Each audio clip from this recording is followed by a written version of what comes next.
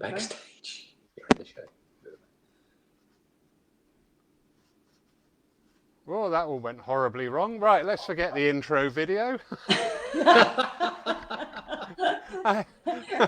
I clicked the wrong tab and I cut myself off, and I'm just sat here thinking, oh no. Good evening, everybody. Good evening, everybody.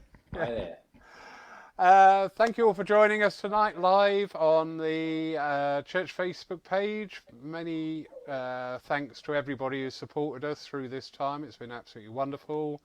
If you're watching us on Catch Up also, thank you. It's a wonderful bit of a gift, this, the Catch Up TV, that we can go back to these events.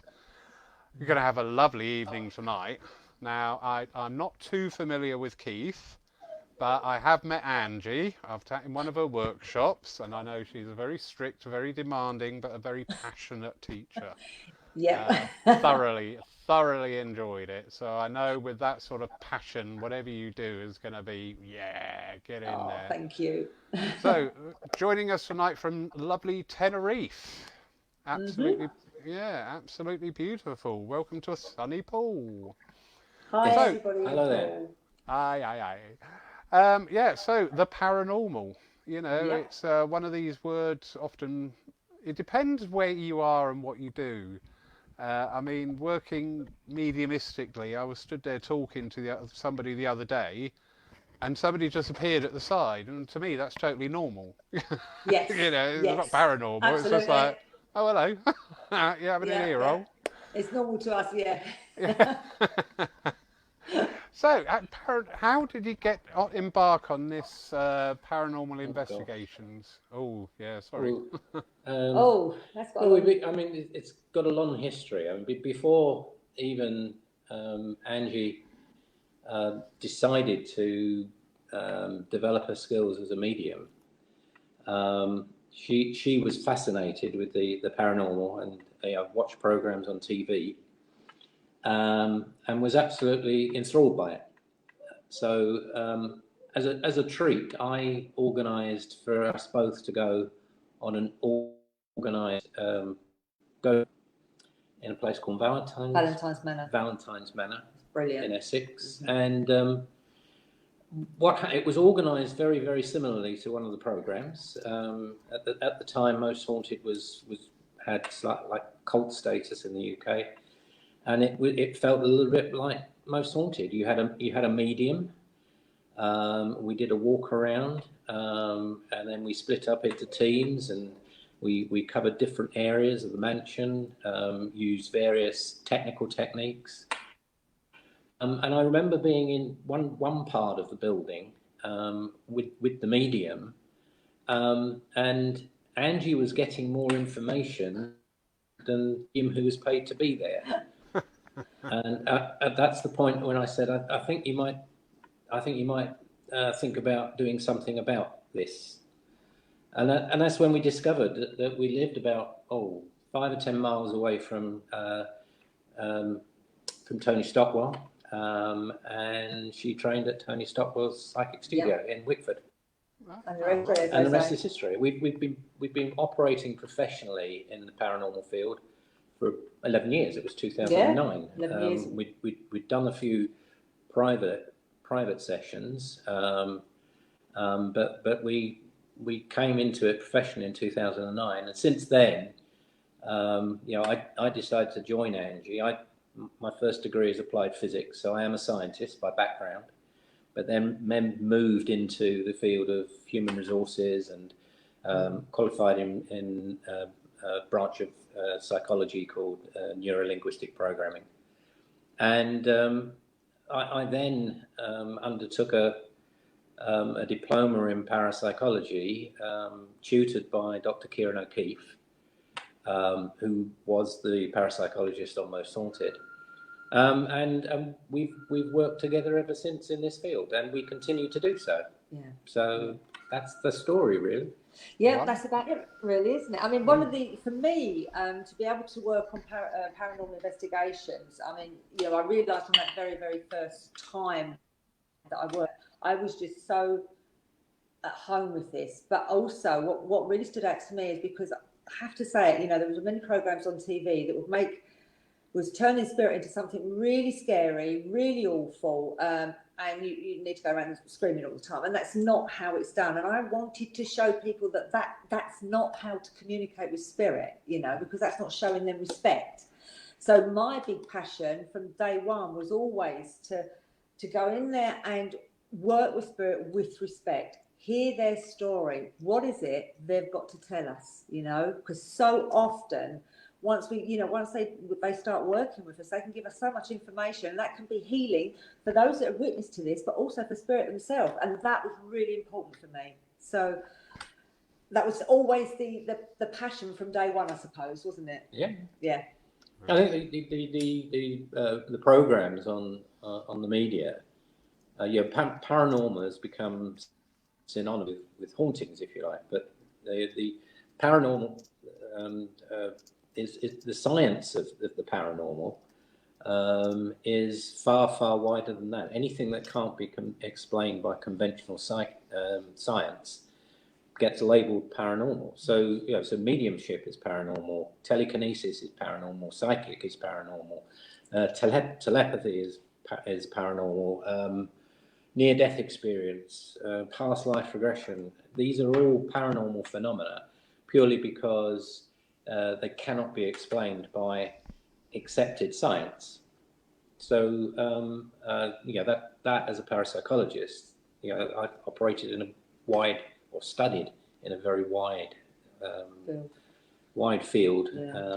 And I wrote a thesis on the work of Dr. Ian Stevenson, who's a lecturing psychiatrist, spent half his career in psychiatry and half his career researching past life regression, i.e. people who can recall a past life.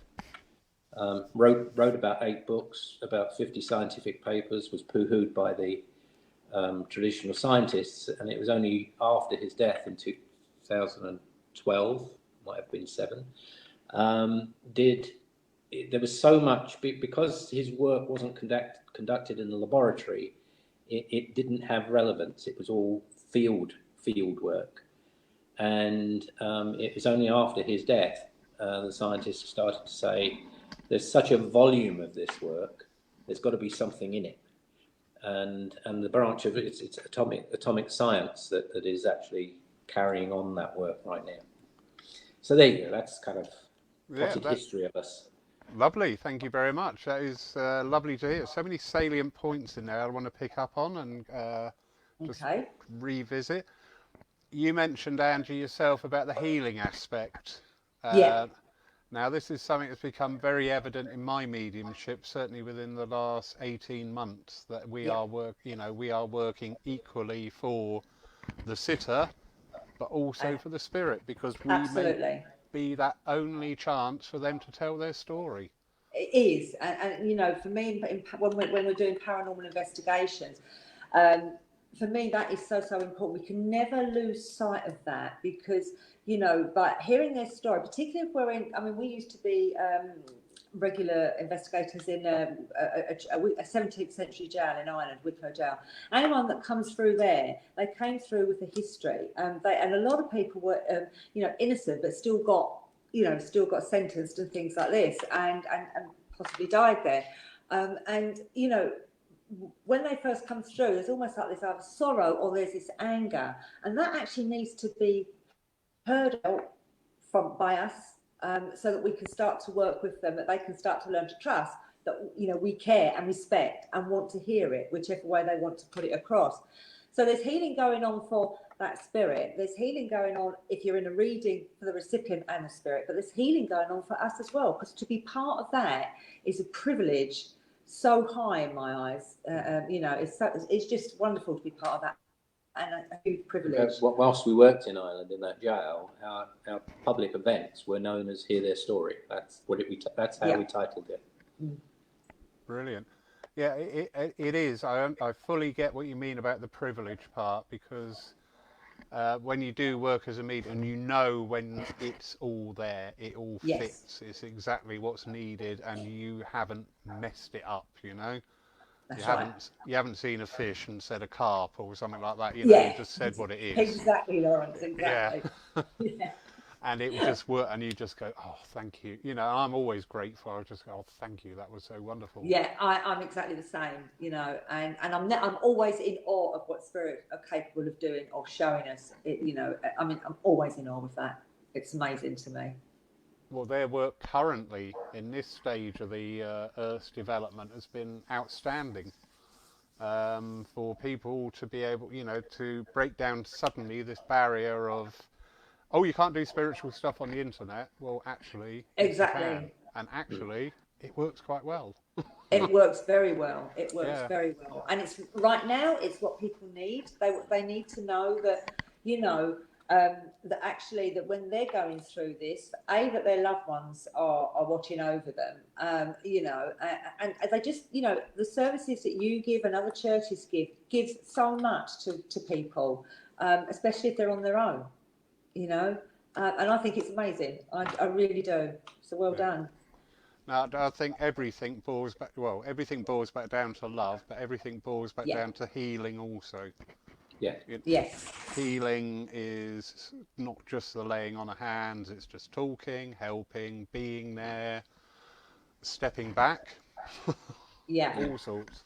Yes, absolutely. If there's one thing that's come out of this pandemic is we've discovered that there is a lot more possible online and on air than we ever thought possible.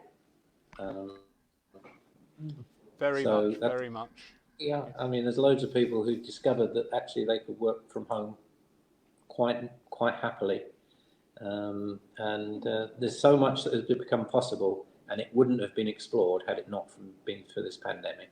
Indeed. You may know her, Sue Townsend, down in Somerset Way. I believe I know the name. Yes, I do. Yeah. I Lovely have seen lady. Yes. She runs a small circle, and she put that online, and she said, wow. Wow, what's been happening with the online has just been wow. And Fantastic. They're inviting people in now to get readings to keep their working. So brilliant. Yeah. Well, Angie, you've been running your circle online. I've been running my development circle online, my group, and it's been absolutely wonderful. And again, Spirit has always shown that's what they can do when we tune into them. Yeah, and it's amazing. Absolutely. I remember here, very early on, I was fairly switched on and concerned about what was happening. And I moved the chairs just to start bringing a space in between people before it got mandatory and before we were then finally shut. And somebody actually said, oh, well, do you think Spirit will still be able to talk to us now we've got this gap here? And I'm thinking, really? Yeah. Really? They that can do it. But it's an interesting lesson, isn't it? Because we limit Spirit with our mind. Absolutely, we do. Absolutely. Because it's something I would learned years ago. If when we're in our early stages, we say, "Well, I trust Spirit, but I don't trust me." And somebody actually turned around and said, "So don't trust you. You're not putting your trust in Spirit because Spirit is the one that's saying, I trust you, and I want you to work for me." And that made it completely different because there's no way I'm going to turn around and not trust Spirit. I would trust them before I would trust anybody. So, apart from my husband, obviously. But, absolutely. Well timed. Lovely. But no, so, that is important. It's that, just putting our trust totally in and getting our mind out of the way. Yeah. And so I know we're digressing a little bit, but I have nobody but 2 cats to talk to all day, so I'll take every opportunity. Keith, you touched on a point there, very interesting, about from your point of view, being a scientific-based mind and approaching spiritual. We're seeing more and more of that gently coming in, and it's fascinating. It is fascinating how this is just gradual. We seem to, right at the beginning of modern spiritualism, we had a lot of very well-educated people who were involved with the spiritualist movement. That seemed to sort of like fall away. I'm not saying everybody's thick, by the way, before anybody says that. But, you know, that seemed to fall away. But now it just seems to be coming back up again. That Yeah. spiritualism, physical mediumship, healing, all the historic fields are actually being given attention by science, which is Well, I do think the media has played a part in that. All of the paranormal programs has brought a technical aspect to it, and you know, very often the scientists are there to debunk what's going on, and you know, that's something that I do. It leads to some very interesting conversations between Angie and I sometimes. But you know, as a scientist, I have to make sense of what's going on. I mean, I do operate as a psychic, and Angie's on many occasions said, why don't you come and train to be a medium? And I just say, no, one in the family is enough, really. Yeah. But I have to keep one foot very firmly in the kind of scientific world. And the way I make sense of all of this is, if we go back to Einstein, his theory of relativity, and E equals mc squared. Basically, the underlying assumption is that energy cannot be destroyed. Energy can never be destroyed. All it does is it transforms to a different form. So if you kind of extend that into this field, and you kind of think, okay, so as a human being, we are one massive bundle of energy, and therefore when we pass, if that theory holds, then that energy has to transform into some other form of energy. Yeah. Which kind of suggests that there is something beyond, our life here on Earth. Now, the only thing is, we can sense this energy, but what we're trying to do, it's a kind of a blunt instrument, really. What we're trying to do is measure this energy using instrumentation that we use to measure energy like heat, light, sound, electricity. We can measure all of that stuff easily. We've got all the equipment to use. But I think there's another form of energy which we can sense, but we just don't have the technology to actually measure how that energy works. So we take the sort of, we try and see if, so for instance, if electricity goes through an electric cable, it generates a magnetic field around the cable. It's a circular field, and you can detect that using an EMF meter. So we kind of think, okay, so if the spirit is an energy form, which we believe it is, maybe that in moving, that force, that energy will create a similar magnetic field. So we try to measure it that way. It could well be that we're barking up a wrong tree, that we just haven't got the technology to be able to measure the energy we sense. And I can sense energy psychically. I can go into a building. It's kind of handy to have that sort of skill. I can go into a building, sense what's happened in that building, which gives me a good understanding of where I might put the equipment and where we might start measuring from. And then, of course, we've got Angie, who can actually, go a lot further than I can, and give me more clues as to where we should be operating. I really feel now, we're all coming into a place now within spiritualism where science and science and spiritualism are marrying up at last. A lot of scientists are now saying, okay, so not everything fits in the box. I want to know more about that. And there's more and more tests that are being done that way.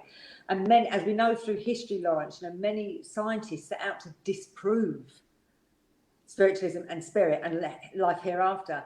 And yet they became very, very strong leaders within the spiritualism movement because of what they found out, And I think, thanks to the pioneers of yesteryear and now, you know, the work that's being done now between scientists and between mediums and spiritualists, there's so much more now, and they're actually starting to marry up finally. I think we've still got a long way to go, but we're getting there. And we actually did have one night we were doing an investigation. It was for the public, so there was a scientist that come along with his partner, and I'll never forget this. And he, as he walked in the door, he said, "Look," he said, "I'm here for her." He said, "I don't believe any of this." He said, "I'm just here to keep her quiet." So we said, "Look, you know, okay, you know, I'm not here asking you to change your mind. Just be open to experiences." And it's almost like spirit knew, and they picked on this guy all night. And all you kept hearing out of him, "Well, I can't answer that one. I don't know what happened there." And, you know, really freaking. And at the end of it, he came up to us and said, "Can I be on your team? Can I join on your team?" Because he said, "I cannot explain anything that I've seen here tonight."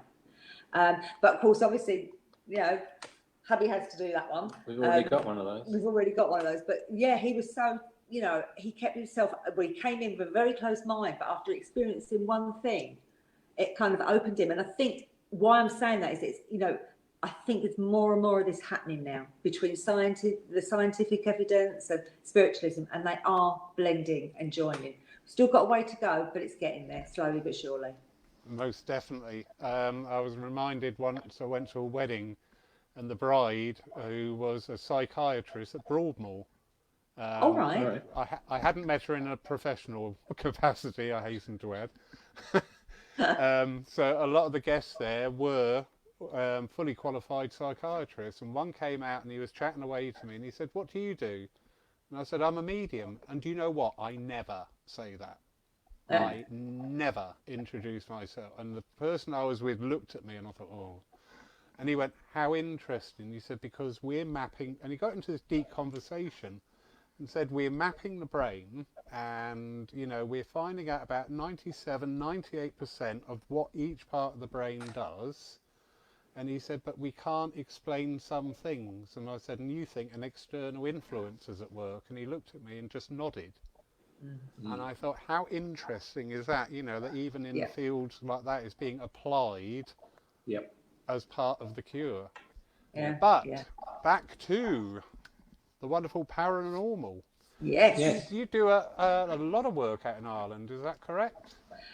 We slowed it down a little bit because we were spending like half our life there and half in the UK, so it got a little bit, so we slowed it down. But we do go over every year. We did for 6 months live there because it just got a bit silly. We were the first people to introduce you know, live paranormal experiences for the public in Ireland, and you know, the year we did that, which was 2009, everything went really crazy. Yeah.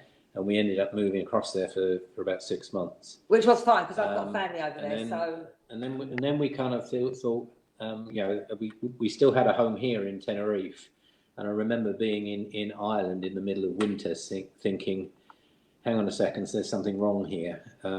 We would normally spend our winters in Tenerife, and here I am in Ireland. Right. So we started kind of spending a week a month.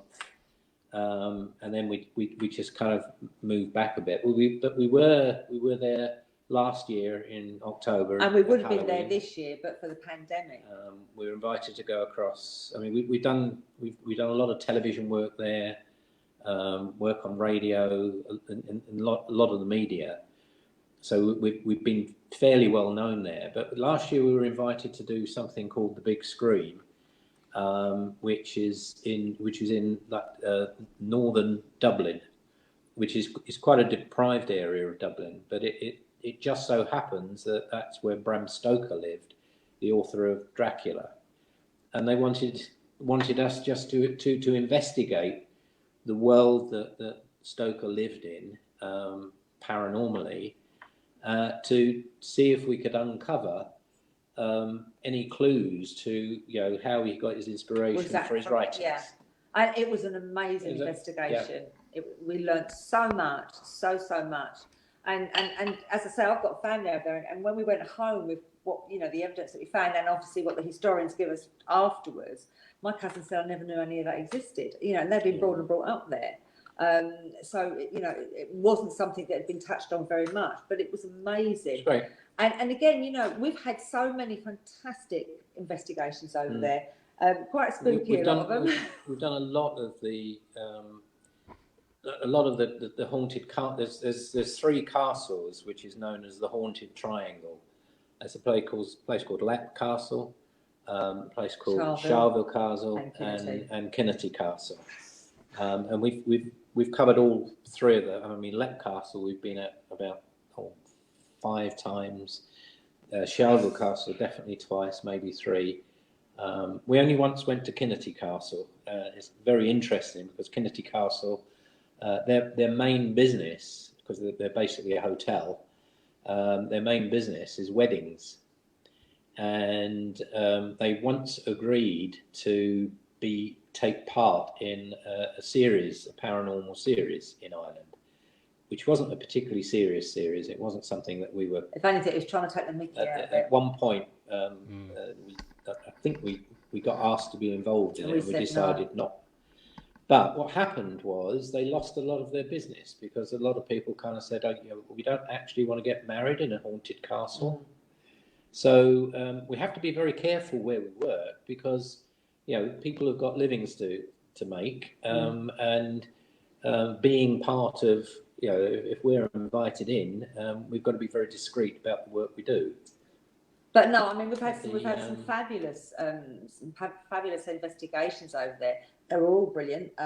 What was interesting within Kinnety Castle, we were with the team that we were with at the time, and it's called Irish Ghost Hunters. And we all get on really, really well. And yet, the minute we all started working there, because we were there for like 24 hours, the minute we started working there, we were absolutely at each other's throats until we came off of the land. Literally, until we drove out and got off. We were... Well, one of them actually got in his car, blew his top, got in his car and went. Never like that. None of us are ever like that. And yet we were perfectly fine as soon as we left. So, we had that experience. We've had some really good experiences, actually. We were invited to go to Connolly Station in central Dublin. So this is a train station. And there'd been activity there. So we, as part of Irish Ghost Hunters at the time, were invited to go there overnight. We had press with us, radio with us. We had to wait until the last train went, which is midnight, and we had to be all gone by 5 o'clock in the morning when the first train left. And it was great. It was quite amazing. It's a very privileged place to be. We explored a lot of the underground tunnels underneath the station. It's a bit like I guess Connolly Station is a bit like, I don't know, Waterloo Station in London, something like that. So it's quite a privilege to be asked to go there. And we did have a great time and a lot of evidence. I mean, very rarely... It played quite a large part in the Easter Uprising, which was about 102 or 3 years ago now. But I mean, we're very rarely, when we go somewhere, it's very rare that we don't get activity. We're very lucky. One of the, I have to say, it's one of my favourite places. It's hardest to get to, and Keith hates it, but it's the Hellfire Club on Dublin Mountains. Now that is... It's a horrible place. Keith. Whereas me, I'm kind of like, I just want to get in there and work more and more and more with them.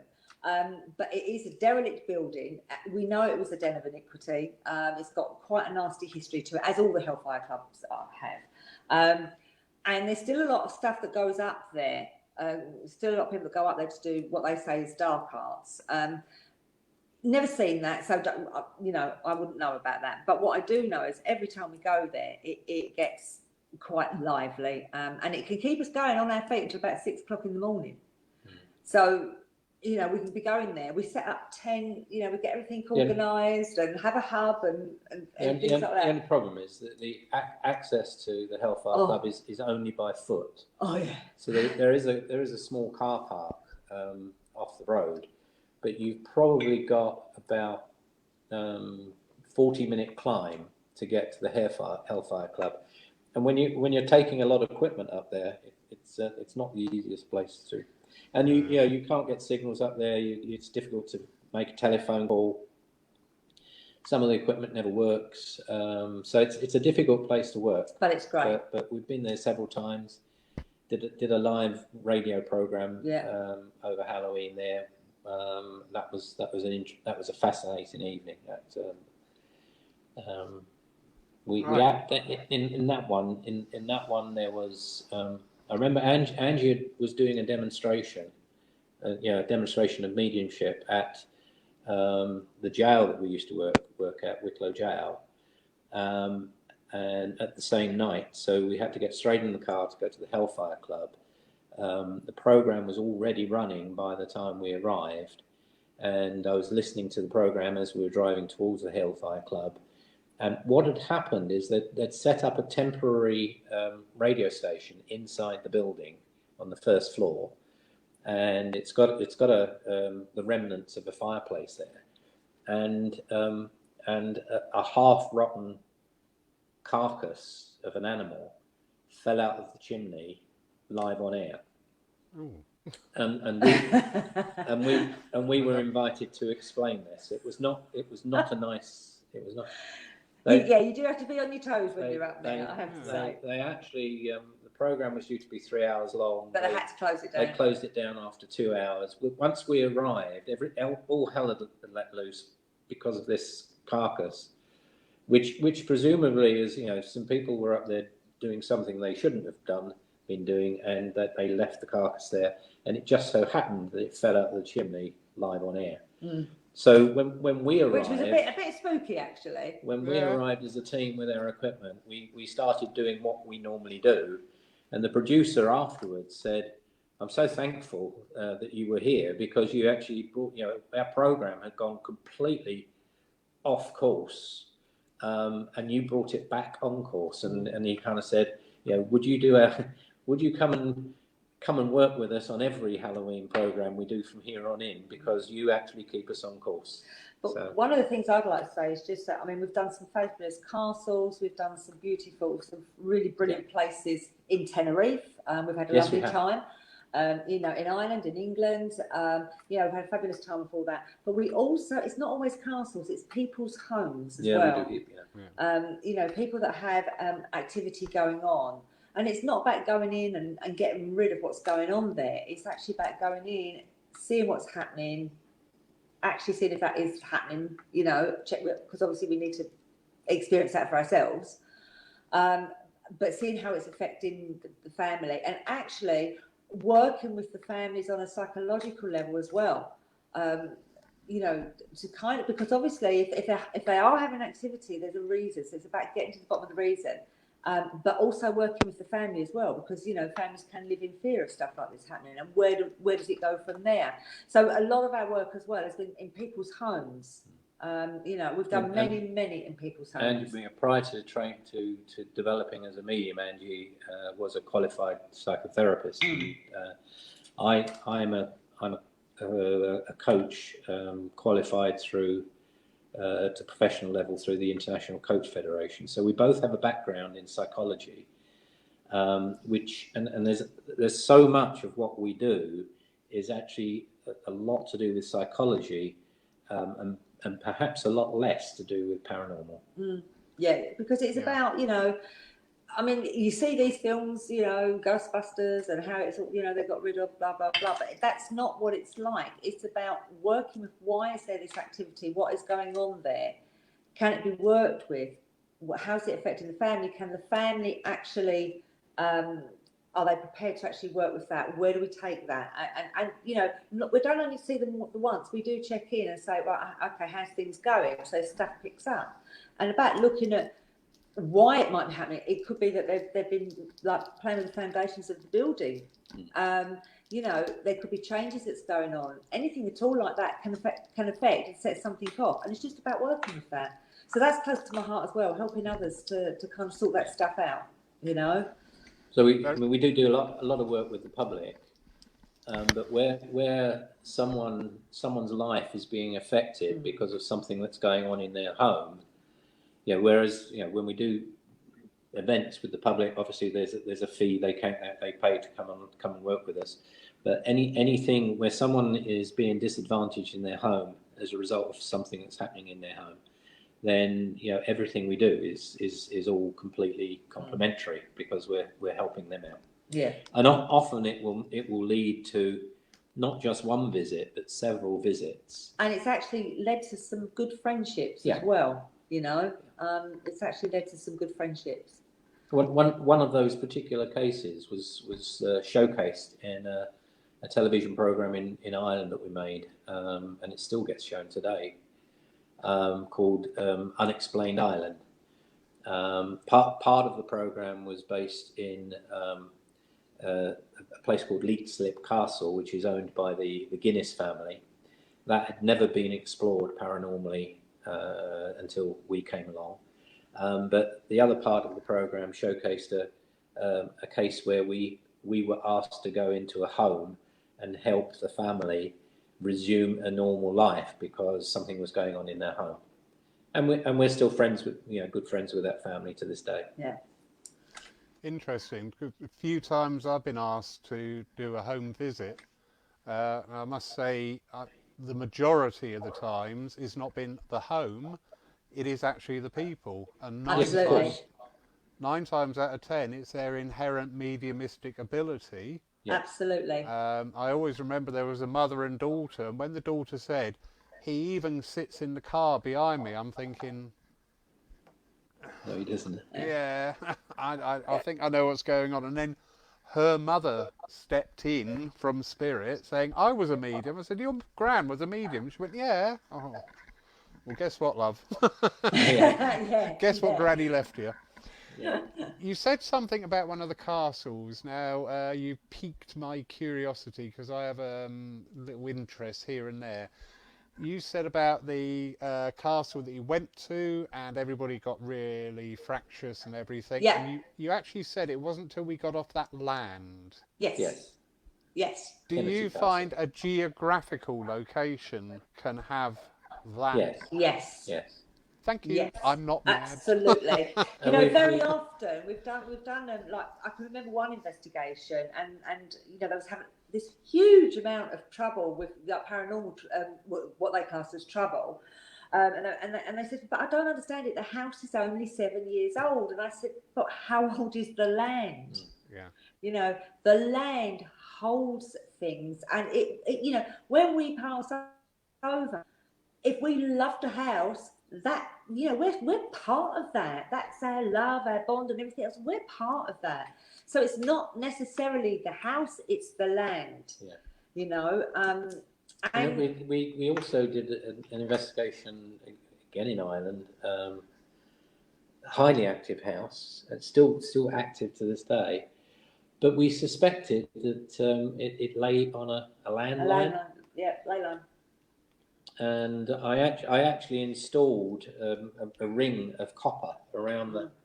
I using the divining rods on their garden, I could actually plot out the line of the energy which went through a corner of their house.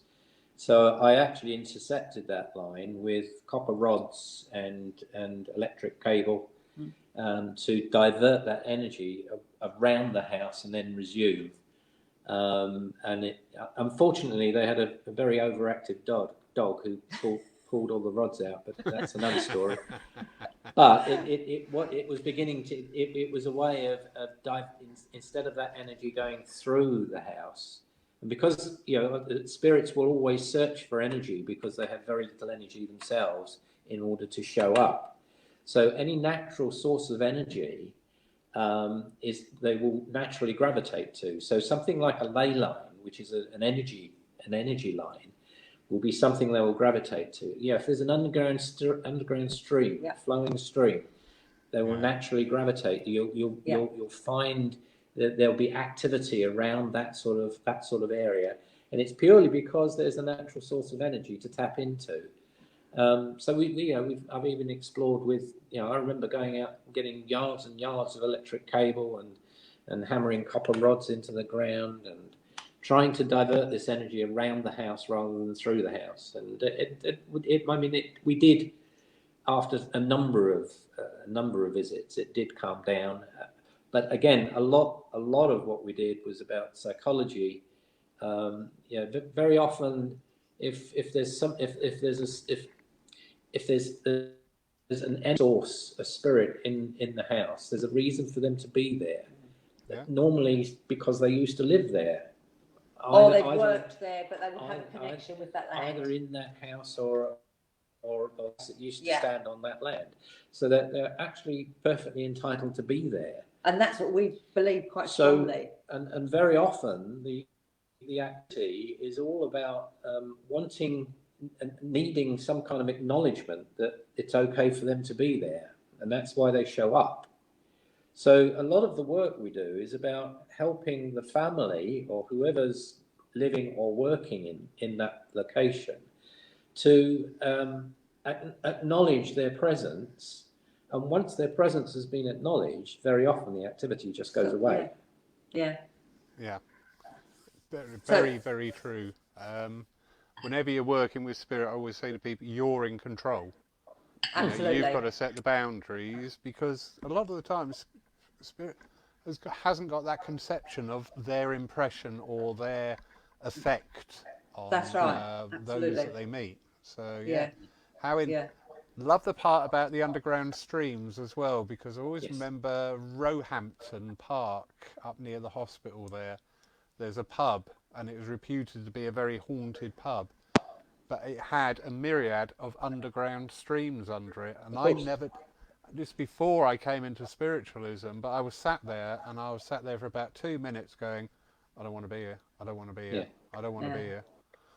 So, But of course, if there isn't a natural source of energy there, then you could find, the spirit, the presence of spirits there may have actually nothing to do with the building. But it's just a highway for spirit. They've just transported in using a natural energy source.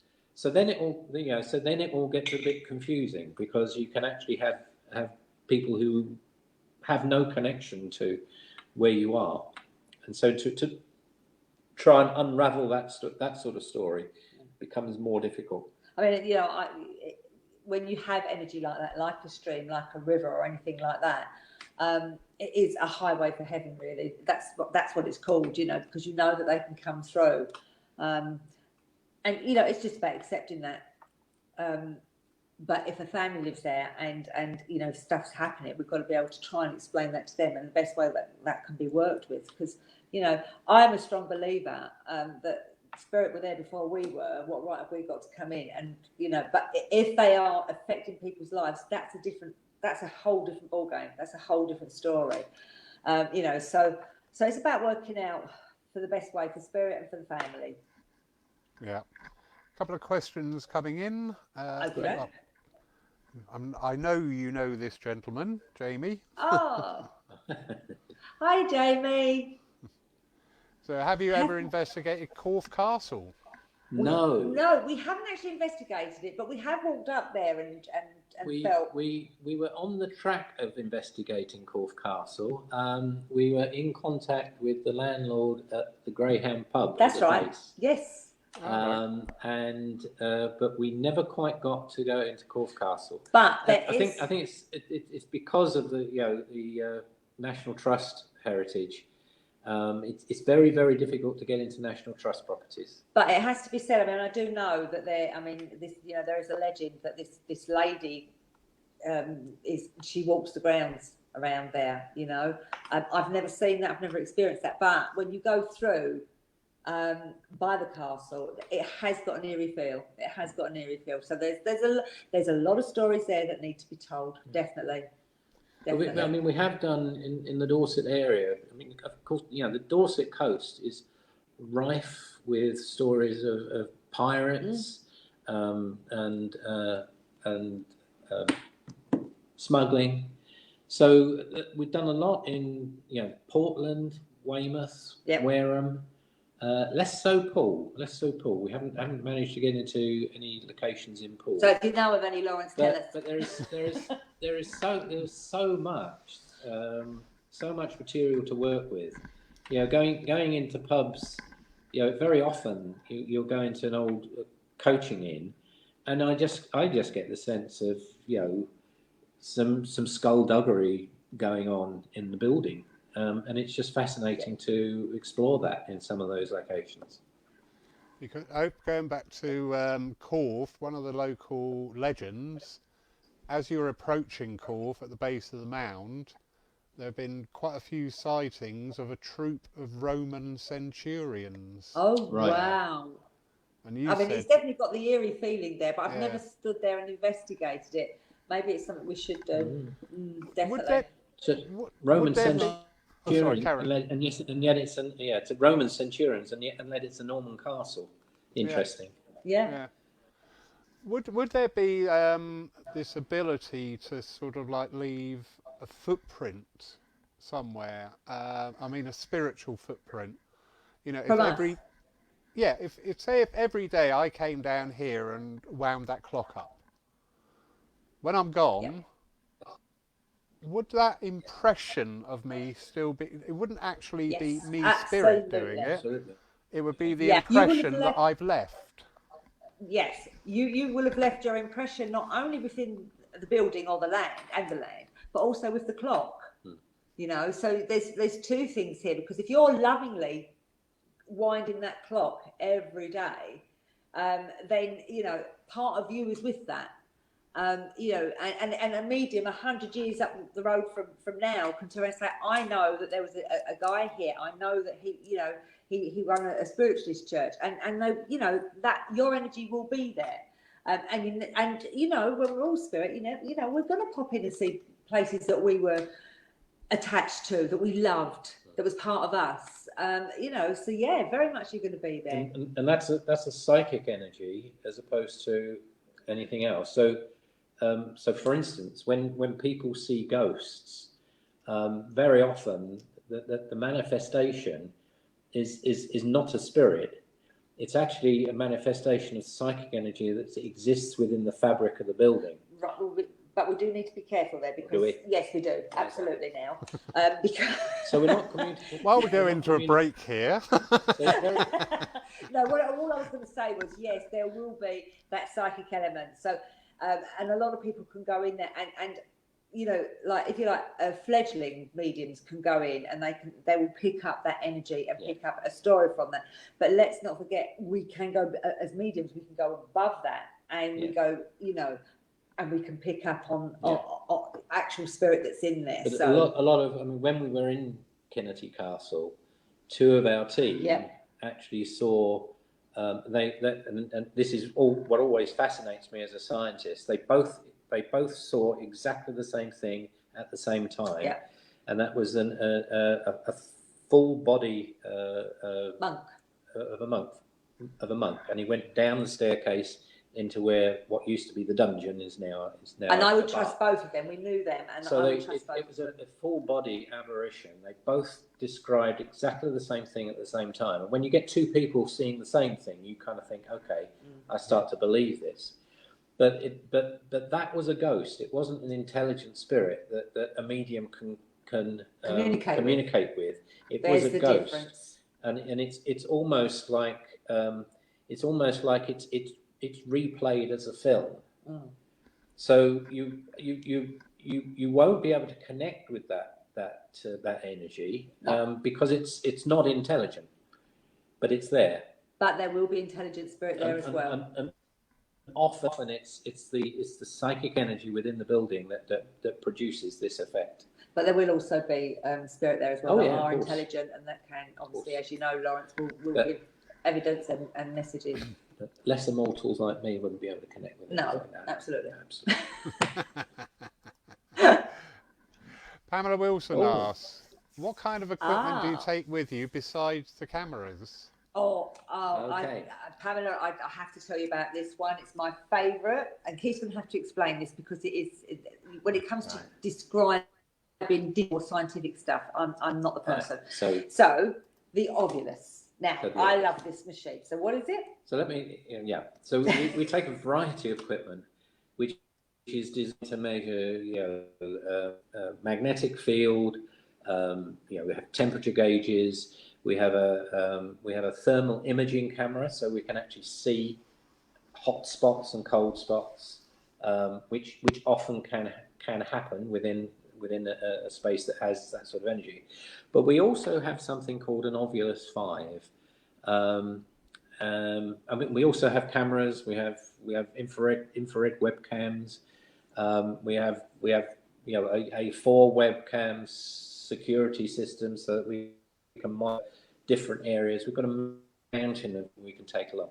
But Angie's favourite little bit is a little box called the Ovulus. Now, this I have to preface this by saying this is something that's been made by a human, and what it does is it senses the changes in the environment around this little box, which could be temperature, humidity, magnetic field. It's a variety of it tracks changes around the box. And then what's happened is that it internally programmed into the box, and obviously this is a human being, the pattern of the changes is linked electronically to an internal vocabulary of about 2,000 words. All right. So what happens is you set the box going, and whatever's happening, it might come out with a word. So let me give you an example.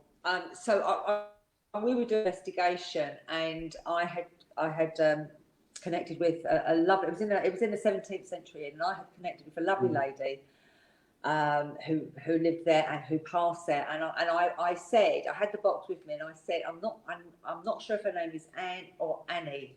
I couldn't quite work it out, and immediately it came up Annie. And not only does it say it, it prints it. So you can't be under any disillusion as to what's being said. So that's one thing. I can remember another time when we were using it, and there was a lady that was around the table, because this was a seance that we were holding in the jail, and there was a lady sitting around the table, and I said, come and show how intelligent you are. Where is this lady from? And she was an American lady, and it came America. So, there's been a lot of times when it's absolutely spot on. It's manufactured in the States. It's brilliant. It's manufactured specifically to be used in paranormal situations, whereas most of our equipment has completely different uses. And we have to say, as in many areas of this sort of work, this is for entertainment purposes. But the critics of this piece of equipment says it's just a random word generator. Now, if it was simply a random word generator, then if you were working with it for an hour and you looked at the words that came out, then you would probably, statistically, you would get less than 5 of those words would be relevant to what was going on in that room at the time, first session you were conducting. So what Angie does on certain occasions is she actually makes a note of the words that come out and which words were relevant to what was happening in the room at the time. And she will regularly get a hit rate of something like 30%. Now, statistically, if that were a random word generator, 30% relevance would never be possible. So there's got to be something scientifically going on in that box that has relevance to what goes on. And can I just say, at one point, I decided to conduct this test because we had our old Ovulus and we just bought a new one. And I was doing a circle, and we had both of them on this nut. So I wanted to see, again, me testing, do we get the same words coming out on these 2 different machines? So we've got 2 here, let's try it. And I was gobsmacked because on one of it went holy, on the next one it went Bible.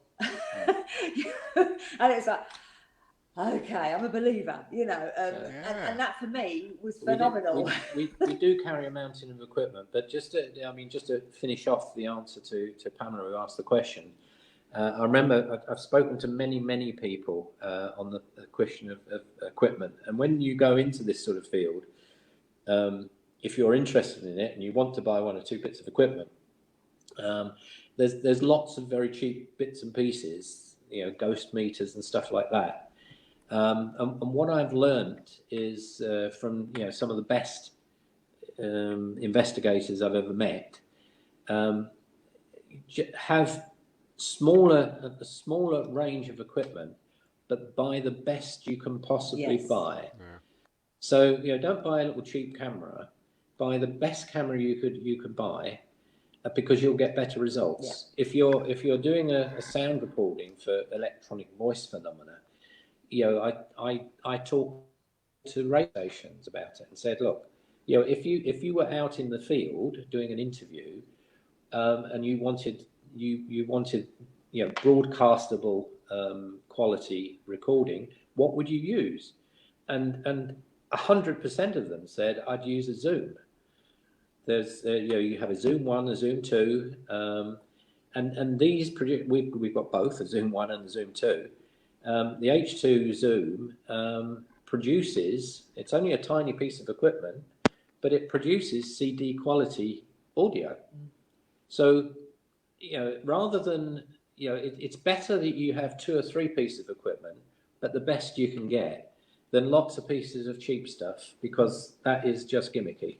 Yeah. And I don't. A lot of people have apps on their phone, which they buy, and I have to say I'm a big skeptic of apps. So we have a thermal imaging camera. They're very expensive. They're used in the construction industry and the electrical industry as fault finders.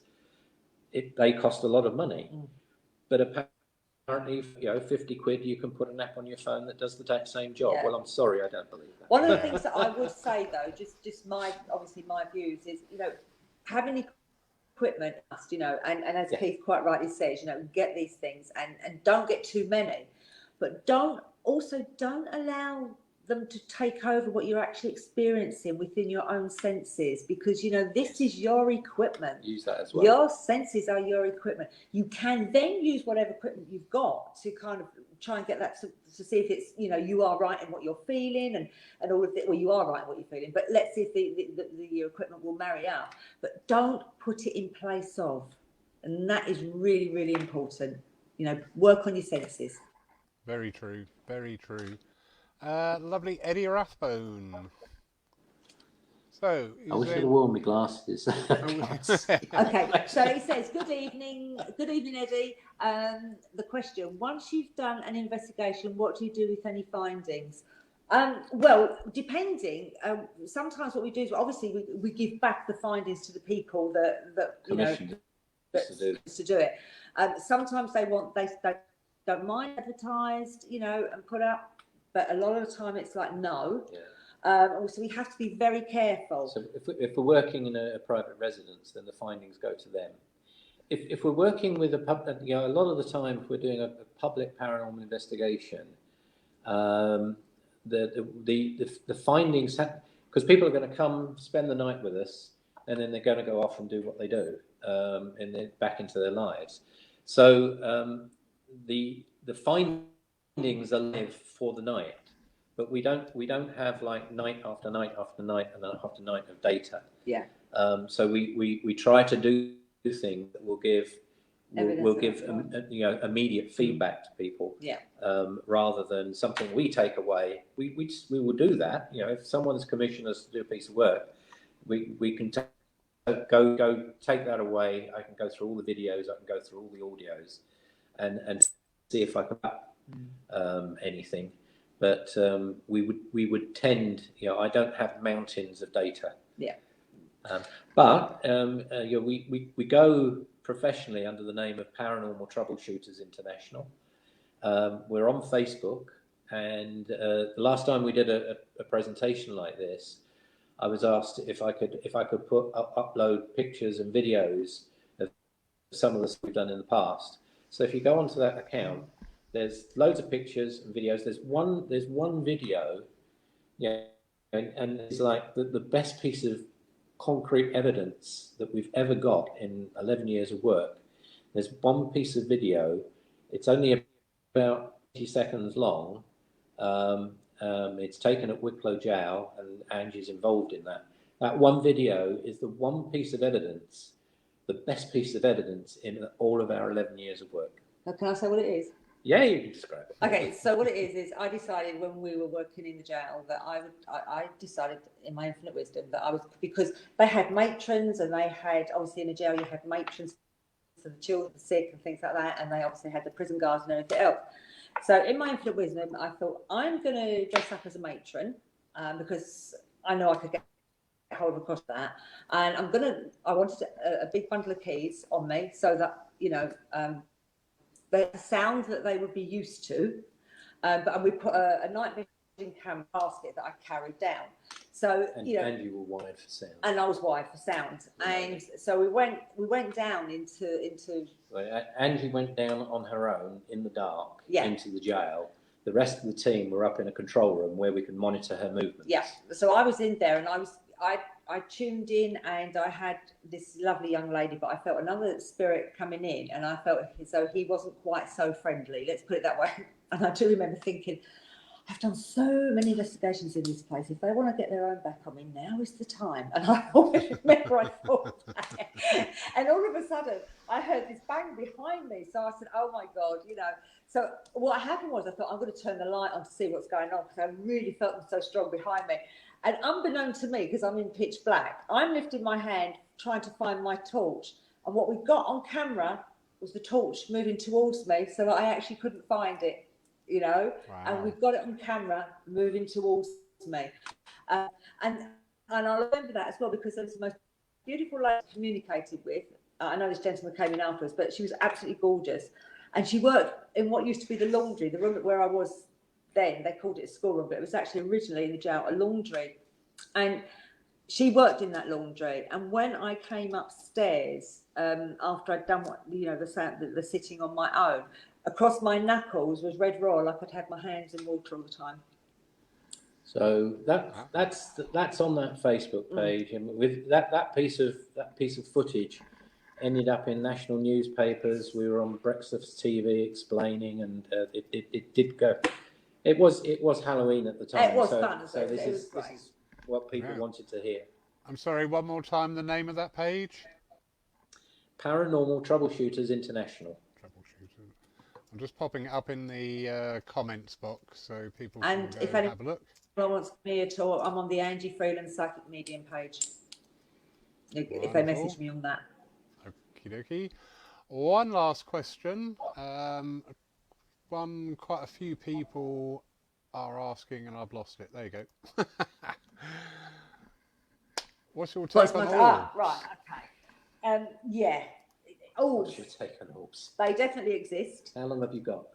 Oh, right. They definitely exist, but we have to be very grounded with orbs, and we have to be prepared to accept that we do get a lot of dust, and we have done a lot of tests around this as well, haven't we? This has not just come from nowhere. I've spent out. If you want to see what dust looks like, if you go into a darkened bedroom and have a camera with an infrared camera, and then beat the bed, and then watch, and then you can see what they look like orbs, but they have. So I have spent literally hours watching pieces of dust, so that when we're working, and on the page you'll see lots of pictures of pieces of dust on the Paranormal Troubleshooters International page. So I wanted to get a sense of how dust moves, and it moves in a very characteristic way. So if we're in a situation where we're filming and we get something which might be looked as an orb, it's better if it's on a webcam as opposed to a still. But I can tell by the way it's moving whether it's dust or not. The other thing is, if there's a still, a lot of people have kind of said, well, it's got to be an orb because I can see a face in it. Well, no, absolutely That's what they might not. Want to see. It might be what they want to see, but that is an example of a psychological power of the mind. Yes. Yeah, well, it's called pareidoia.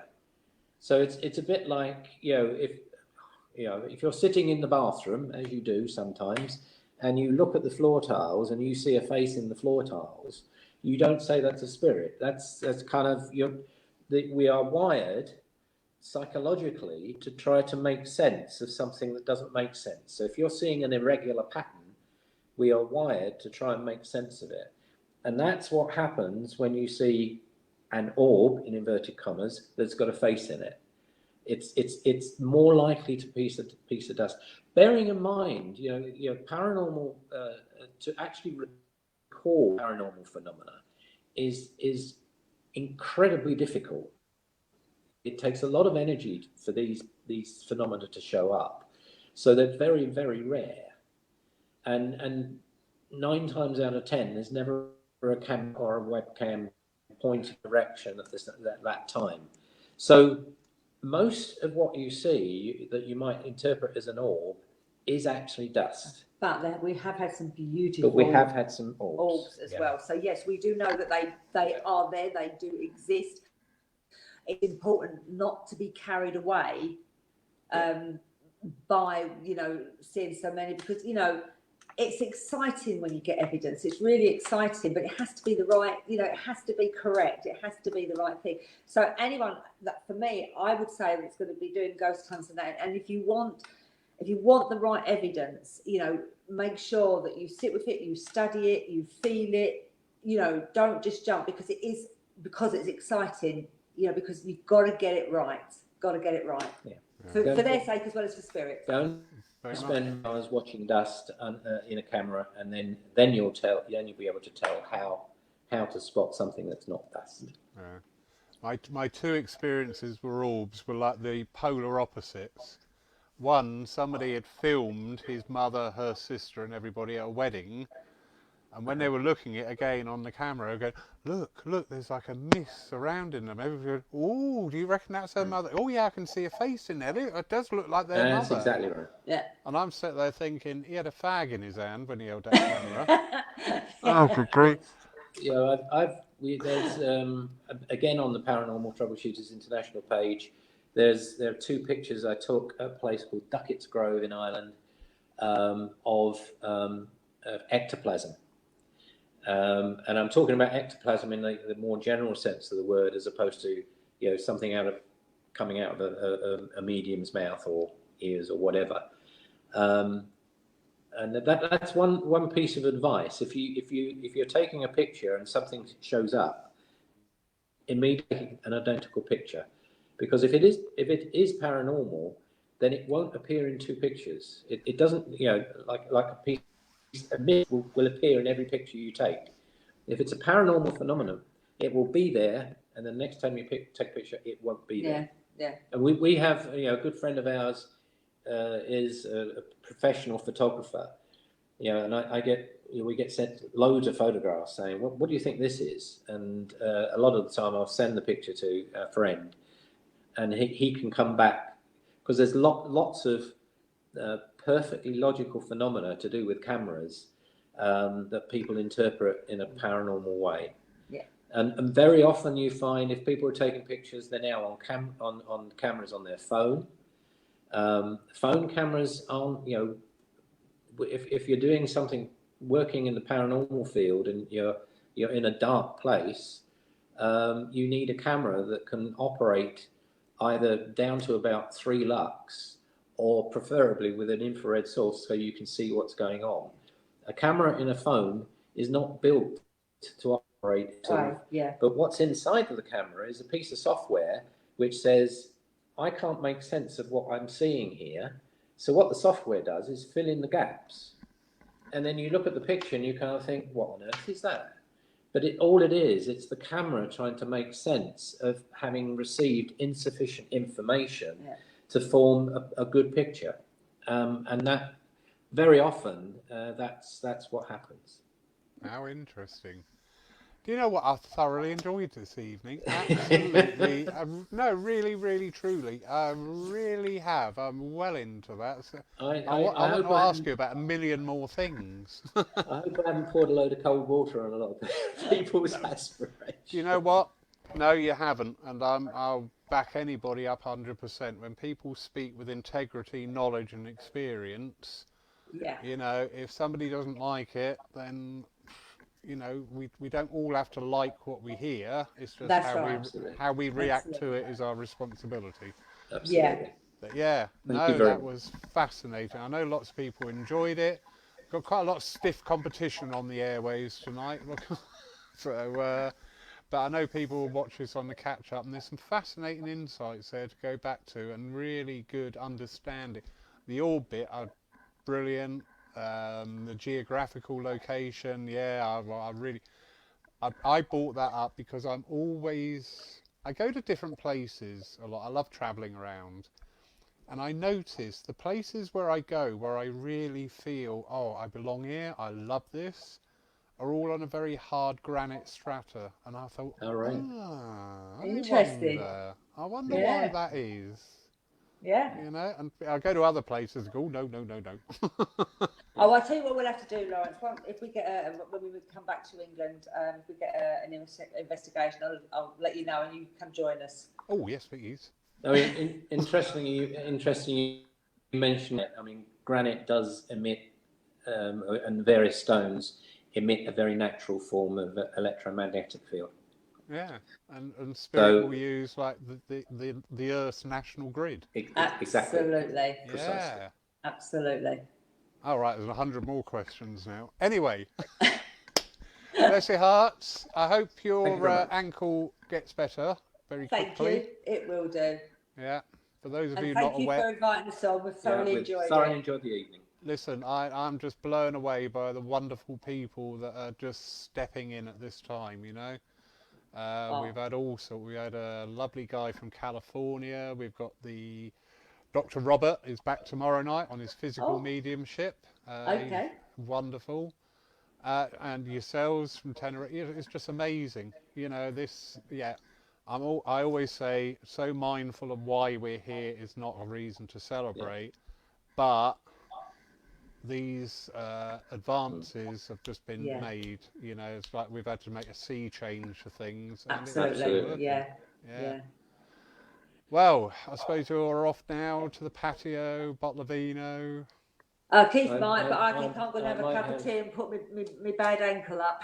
It's been a bit warm now, so I probably, you didn't see 5 minutes before we went on air. I put this shirt on because it's so warm. It's been 34 degrees out there today. More importantly, it's been about 80% humidity. So if my head was being glistening, there's a reason for it. We had a marvellous heat wave, marvellous, only Yes, you disrupted did. by. But now we're in flaming June. We woke up this morning, it was dark, then it rained, then it thundered, then it got sunny, then it rained again, and now it's sort of like, can't be bothered. Well, it's got to be better for by the time we get back to England in July. It's got to improve. We'll just bring it with you, all right? Absolutely. Send out those psychic hooks and that high pressure. Come with me. Absolutely. I'll have a word. And make sure you all socially distance. We don't want to come back to a second wave. Please don't. I think we're in the same place for that one. I'm going to buy a shelter somewhere in the Purbex, I think, and sit it out for the next 2 years. God. Anyway, absolute joy having you. Brilliant. Thank you. Thank you. Pleasure to be here. You thank take you, care.